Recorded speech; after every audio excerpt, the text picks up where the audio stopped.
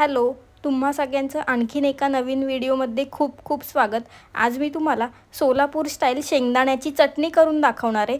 जर जेवणासोबत काही नसेल तर झटपट अशी आपण शेंगदाण्याची चटणी करू शकतो।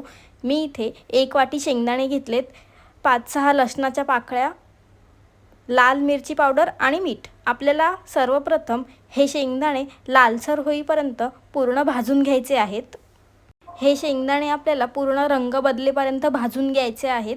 5 मिनिटांमध्ये ह्याचा रंग बदलायला सुरुवात होते। छान खरपूस होईपर्यंत हे शेंगदाणे भाजून घ्या। खूप कमी अशा साहित्यात झटपट अशी होणारी शेंगदाण्याची चटणी खूप छान होते। मी कशी करते ते तुम्ही पूर्ण बघा। हे शेंगदाणे पूर्ण रंग बदलेपर्यंत भाजून झाले ना की ते आपल्याला एका प्लेटमध्ये काढून घ्यायचे आहेत। शेंगदाणे थोडे गार होऊ द्या। आता कढईमध्ये मी ह्या 5-6 लसणाच्या पाकळ्या थोड्या भाजून घेते।